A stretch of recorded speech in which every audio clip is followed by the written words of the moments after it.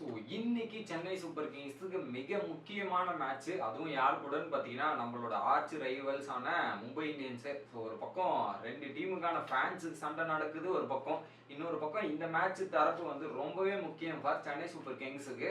ஏன்னா தொடர்ந்து ஒரு 2 மேட்ச் தோத்துட்டு ஒரு மேட்ச் டிரால இருந்து வந்திருக்காங்க. ஒரு பக்கம் மும்பை இந்தியன்ஸ் 2 மேட்ச் ஜெயிச்சுட்டு ஒரு பக்கம் வந்திருக்காங்க.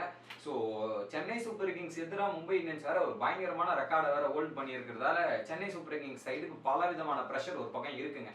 கிட்டத்தட்ட இவங்க 2 பேருக்கு இடையே வந்து 35 மேட்ச் நடந்திருக்கு. அதுல 20 மேட்ச் வந்து மும்பை இந்தியன்ஸும் 15 match Chennai Super Kings win பண்ணியிருக்காங்க. குறிப்பா ஸோ சென்னை சூப்பர் கிங்ஸோட கோட்டை ஃபோர்ட்ரஸ் அப்படின்ற சொல்ற சேப்பாக்கம் ஸ்டேடியத்துல வந்து 7 மேட்ச் நடந்திருக்கு மும்பை விசஸ் சிஎஸ்கே. அந்த 7ல 2 வாட்டி தான் சிஎஸ்கே ஜெயிச்சிருக்கு, 5 வாட்டி மும்பை இந்தியன்ஸ் ஜெயிச்சிருக்காங்க. ஸோ சிஎஸ்கேவோட கோட்டையில மும்பையை வந்து சிஎஸ்கேவே டாமினேட் பண்ணியிருக்காங்கன்றது தான் முக்கிய குறிப்பு. குறிப்பா வந்து சிஎஸ்கே கடைசியா வந்து மும்பை இந்தியன்ஸை வந்து வீழ்த்தினது எப்போன்னு பார்த்தீங்கன்னா 2009ங்க. 2009க்கு அப்புறம் கிட்டத்தட்ட பாருங்க 14 வருஷம் ஆயிடுச்சு. ஸோ சேப்பாக்கத்துல மும்பையை அடிக்க முடியாது அப்படின்ற மாதிரி தான் ஒரு ரெக்கார்டு இருக்கு. ஸோ அதெல்லாம் தகர்த்து எறிவாங்க அப்படின்ற மாதிரி நான் நினைக்கிறேன். ஸோ இதெல்லாம் ஒரு பக்கம் இருக்கு. ஸோ நம்ம டைரக்டா வந்து இந்த மேட்சுக்குள்ள போயிடலாம். ஸோ இந்த ஃபர்ஸ்ட் வந்து நம்ம சிஎஸ்கே அணியை தரப்ப பார்த்துடலாம். சிஎஸ்கே அணி பொறுத்தவரையும் பார்த்தீங்கன்னா 2 மேட்ச்ல வந்து ஒரு மேட்ச் சேஸ் பண்ண முடியல, இன்னொரு மேட்ச் வந்து கடைசி பால் வரையும் போயிட்டு அது ஜெயிக்க வேண்டிய மேட்சை வந்து மிஸ் அவுட் பண்ணிட்டாங்க. லாஸ்ட் மேட்ச் வந்து அது மழையால ஒரு பாயிண்ட் ஆயிருச்சு. பட் இப்போ என்னன்னா சென்னை சூப்பர் கிங்ஸை விட ஒரு பக்கம் மும்பை இந்தியன்ஸ் வந்து ஒரு மேட்ச் கம்மியா விளையாடி இருக்காங்க. ஒருவேளை சென்னை சூப்பர் கிங்ஸ் இந்த மேட்சை தோத்தாங்கன்னா so Mumbai Indians Chennai Super கிங்ஸ்க்கு முன்னாடி போறதுக்கான வாய்ப்பு இருக்கு. ஸோ அதனால சென்னை சூப்பர் கிங்ஸ் இந்த மேட்சை ஜெயிக்க வேண்டிய கட்டாயத்தில் ஒரு பக்கம் இருக்காங்க. ஸோ இதுல சென்னை சூப்பர் கிங்ஸ் தரப்புல இருந்து பாத்தீங்கன்னா பேட்டிங் வைஸ் பாத்தீங்கன்னா செம்ம ஃபார்ம்ல இருக்கிறதுன்னு பாத்தீங்கன்னா அவங்களோட ஓப்பனர்ஸ்ங்க. ஸோ ஒரு டாப் 10 ரன் லிஸ்ட்ல எடுத்து பாத்தீங்கன்னா ஒரு பக்கம் டெவன் கான்வே டாப் 5லயே வந்துடுறாரு, ருத்ராஜ் கெய்க்வாட வந்துடுறாரு. இவங்க 2 பேரோட அடித்தளம் போட்டு ஒரு பேஸ்மெண்ட்டை செட் பண்றது சென்னை சூப்பர் கிங்ஸோட மிகப்பெரிய அட்வான்டேஜ். அதுவும் பாத்தீங்கன்னா அடுத்ததா வந்து ஆடுறதுல அஜிங்கிய ரஹானே இருக்கிற ஃபார்முக்கு சொல்லவே தேவையில்லை. அதுக்கப்புறம் சிவம் டுபே ஸ்பின்னு கொடுக்குறீங்களா, ஸ்பின் ஹிட்டரை இறக்குறோம் அப்படின்ற மாதிரி அவர் வந்து கன்சிஸ்டண்டா. ஸோ சிவம் டுபே அடிப்பாரு, அதிரடி காட்டுவாருன்றது தெரியும். பட் அதை கன்சிஸ்டன்சி இந்த சீசன்ல கரெக்டா மெயின்டைன் பண்ணி எல்லா அவர் கிடைக்க வேண்டிய ஆப்பர்ச்சுனிட்டி எல்லாத்தையுமே கரெக்டா யூட்டிலைஸ் பண்ணியிருக்காரு. இதெல்லாம் ஒரு பக்கம் இருக்கு. ஸோ பேட்டிங் சைட்ல இதெல்லாம் ஒரு பாசிட்டிவ்ஸ். அதே வந்து அந்த மிடில் ஆர்டர்ல ஒரு பக்கம் மொயின் அலியா இருக்கட்டும், அதுக்கப்புறம் அம்பத்தி ராயுடுவா இருக்கட்டும், ரவீந்திர ஜடேஜாவா இருக்கட்டும், இவங்களுக்குலாம் அந்த அளவுக்கு வந்து இந்த சீசன்ல வந்து நிறைய பேட்டிங் கிடைக்கல. ஸோ அதுக்கேற்ற மாதிரி பேட்டிங் ஆடிட்டாங்க, கிடைச்சதுலையும் அந்த அளவுக்கு பிரதிபலிக்கலன்றது தான் ஒரு பக்கம் உண்மை. இன்னொரு பக்கம் எம்எஸ் தோனி வந்து அவர் கிடைக்க வேண்டிய எல்லா இடத்துலையுமே பார்த்தீங்கன்னா 6 அடிக்காம போறதில்ல. ஒரு 3 பால் வந்தாலும் 4 பால் வந்தாலுமே 6 4ன்றதை தெரிக்க விட்டு ஒரு பக்கம் போயிட்டு இருக்காரு.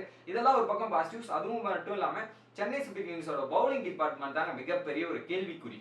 என்னன்னா கிட்டத்தட்ட பாத்தீங்கன்னா ஜெயிக்க வேண்டிய பஞ்சாப் கிங்ஸ் 200 அடிச்சு அந்த மேட்சை தோக்குற அளவுக்கு பவுலிங் போட்டிருந்தாங்கன்னா அது ஒரு கேள்விக்குறியா தான் இருக்கு. முக்கியமா பாத்தீங்கன்னா தேஷ்பாண்டே பர்பிள் கேப் என்னதான் பர்பிள் கேப் லிஸ்ட்ல இருந்தாலுமே அவரோட ரன்னு பாத்தீங்கன்னா கிட்டத்தட்ட 11 run per over. So wicket எடுக்கிறது ஒரு பக்கம்னாலும் ரன்னு கொடுக்காம இருக்கிறது தான் முக்கியம் பொறுத்து. ஸோ ரன்னு கொடுத்துட்டு விக்கெட் எடுத்துனா மேட்ச் கையை விட்டு தான் போகும். அந்த இடத்துல வந்து ஒரு பக்கம் ரன் அதிகமாக கொடுக்கறதுன்றது தவறு. ஸோ அந்த ரன்னை குறைக்கிறது எப்படி அப்படின்ற மாதிரி தோனி பிரஸ் மீட்லயே சொல்லியிருக்காரு. ஸோ அதை குறைப்பாங்க நான் நினைக்கிறேன். ஸோ அது ஒரு பக்கம் இருக்கு. இன்னொரு பக்கம் தீபக் சகர் வந்திருக்கு. ஸோ இன்ஜுரியிலிருந்து ஃபுல்லா ஃபிட் ஆயிட்டாரா அப்படின்றது தெரியல. ஏன்னா போன மேட்ச் ரன் அப் பார்க்கும்போது அவர் கொஞ்சம் ஸ்லோவா தான் இருந்தாரு, பழைய தீபக் சகர் மாதிரி தெரியல. பட் அவர் கரெக்டா ஃபார்முக்கு வரது, இந்த மேட்ச்ல ஃபார்முக்கு வந்து கரெக்டா ஒரு லைன்ல இருந்து போறது சென்னை சூப்பர் கிங்ஸோட மிக முக்கியம். ஸ்பின்னர்ஸை பொறுத்தவரையும் தீக்ஷனா வந்து நல்ல ஸ்பின்னர் தான், இதெல்லாம் பண்ணாலுமே இந்த வருஷத்தை பொறுத்தவரை நிறைய ரன்ஸ் கொடுக்குறாரு. விக்கெட் எடுத்தாலுமே ரன்ஸ் ஒரு பக்கம் போகுதுன்றது ஒரு பேச்சாவே ஃபேன்ஸுக்கு இடையில இருக்கு.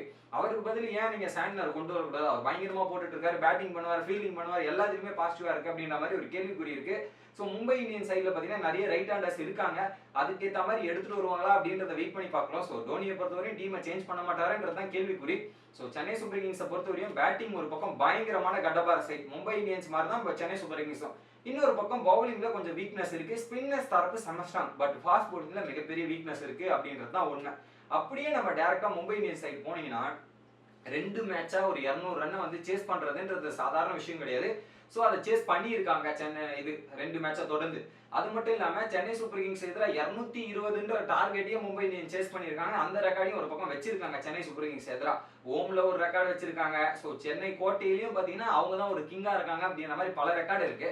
அவங்க டீம் பேட்டிங்கை பொறுத்தவரையும் ஒரு பக்கம் திலக் வர்மா, இன்னொரு பக்கம் இஷான் கிஷன் ஃபார்முக்கு வர ஆரம்பிச்சிட்டாரு. சூரியகுமாரோட 360ல வச்சு செஞ்சு விட்டுறாரு. அதுக்கப்புறம் கேமரான் கிரீன் அவங்க டீம்ல இப்போதைக்கு ஃபார்ம்ல இல்லாதது இருக்கிறது யாருன்னு பார்த்தீங்கன்னா ரோஹித் சர்மா மட்டும்தான். அவருக்கு இந்த சேப்பாக்கா ஸ்டேடியம்னா பிடிக்கும், அதுவும் முக்கியமா சென்னை சூப்பர் கிங்ஸ்னா ரொம்ப பிடிக்கும் அப்படின்ற மாதிரி தான் இருக்கு. அவரெல்லாம் ஃபார்முக்கு வந்துட்டு அந்த டீமை கண்ட்ரோல் பண்ண முடியாது அப்படின்ற மாதிரி தான் இருக்கு. அவங்க சைடும் ஒரு பயங்கரமான பேட்டிங் லைனப், கடப்பார பேட்டிங் லைனப் தான். அவங்களும் எல்லாருமே ஃபார்ம்ல இருக்காங்க. என்னன்னா சென்னை சூப்பர் கிங்ஸ் தரப்புல இருந்து ஒரு டாஸ் வின் பண்ணா பேட்டிங் சூஸ் பண்ணக்கூடாது, பவுலிங் சூஸ் பண்ணா தான் மிகப்பெரிய பாசிட்டிவ் நான் நினைக்கிறேன். என்னதான் மும்பை இந்தியன்ஸுக்கு நீங்க டார்கெட்டை சூஸ் பண்ணீங்கன்னா ஒரு 200 250 தான் போட்டு இருந்தீங்கன்னா அசால்ட்டா சேஸ் பண்ற அளவுக்கு உங்ககிட்ட பேட்டிங் இருக்கு. ஸோ அதை பேஸ் பண்ணி பவுலிங் தான் சூஸ் பண்ணாரு நான் நினைக்கிறேன். ஏன்னா ரெண்டு மேட்சை தோத்துட்டு வரதால சென்னை சூப்பர் கிங்ஸ் தரப்புல இருந்து இதை யோசிப்பாங்கன்றது என்னோட கருத்து. இன்னொரு பக்கம் மும்பையோட பவுலிங் வந்து ரொம்பவே வீக்னஸ்ங்க. சென்னையை விட மும்பை இது ரொம்ப வீக்னஸ். ஒரு பக்கம் பாத்தீங்கன்னா டெத் ஓவர்ல அவங்க கிட்டத்தட்ட ஒரு 80 70 அப்படின்ற மாதிரி வாரி வழங்கும் மன்னனா இருக்கிறது மும்பை இந்தியன்ஸா இருக்காங்க. குறிப்பா ஜாஃபர் ஆர்ச்சர் போன மேட்ச் வந்து ஒரு 50 ரன்னுக்கு மேல கொடுத்துட்டு போயிட்டாரு. அவங்களோட டாப் பவுலர் அவரு தான். அவரே வந்து 50 ரன் கொடுக்கும்போது இன்எக்ஸ்பீரியன்ஸ் பவுலிங் லைனப்ல ஒரு சில இடத்துல ரன்ஸ் வந்து ஏகப்படுத்தி கொடுத்துட்டு இருக்காங்க. ஸ்பின்னர்ஸை பொறுத்தவரையும் இந்த வயசுலயே வந்து கலெக்டரா இருப்பா ஒரு பக்கம் அப்படின்ற மாதிரி ஒரு பக்கம் பியூஷ் சாவ்லா கலக்கிட்டு இருக்காரு. ஸோ அவர் பயங்கரமா போறதுக்கான சான்ஸ் இருக்கு. பட் அவருக்கு எதிராக அஜிங்கிய ரஹானேயோட ஸ்ட்ரைக் ரேட்டும் ஒரு பக்கம் பயங்கரமா இருக்கு. ஸ்பின்னர்ஸ் பொறுத்தவரையும் பியூஷ் சாவ்லா அதுக்கு சப்போர்ட்டா வந்து ரித்திக் ஷோகனா இருக்கட்டும் இல்ல குமார் கார்த்திகேயோ இவங்க 2 பேர் சப்போர்ட் பண்ணுவாங்கன்னு நான் நினைக்கிறேன். பவுலிங் பொறுத்தவரையும் ரெண்டு டீமுமே பவுலிங்கை பொறுத்தவரையும் மும்பை இந்தியன்ஸை விட ஒரு பக்கம் சென்னை சூப்பர் கிங்ஸ் பெட்டர். என்னதான் ரன் இதெல்லாம் கொடுத்தாலுமே விக்கெட் எடுக்கிறத கன்சிஸ்டண்டா இருக்காங்க. விக்கெட் டேக்கிங் பர்பிள் கேப்லயும் ஒரு பக்கம் இருக்காங்க. அதே மும்பை இந்தியன்ஸ் சைட் பாத்தீங்கன்னா ஆரஞ்சு கேப்லயும் அந்த லிஸ்ட்ல டாப் 5ல வரல, பர்பிள் கேப்லயும் அந்த 5ல வரல. ஸோ அந்த மாதிரி இருக்கு. லீடிங் விக்கெட் டேக்கரே அவங்க டீமை பொறுத்தவரையும் பியூஷ் சாவ்லா தான். இந்த மாதிரி பல விஷயங்கள் இருக்கு. ஸோ சாதகம் வைஸ் பாத்தீங்கன்னா சென்னை சூப்பர் கிங்ஸுக்கு சாதகம் இருக்கு. பட் அந்த இடத்த வந்து சென்னையோட கோட்டையே வந்து கிங்கா ஆள்றது மும்பை. ஸோ என்ன பண்ண போறாங்கன்றத வெயிட் பண்ணி பார்க்கணும். நீங்க என்ன நினைக்கிறீங்க அப்படின்றத கமெண்ட் பண்ணுங்க. வீடியோ பிடிச்சா லைக் பண்ணுங்க.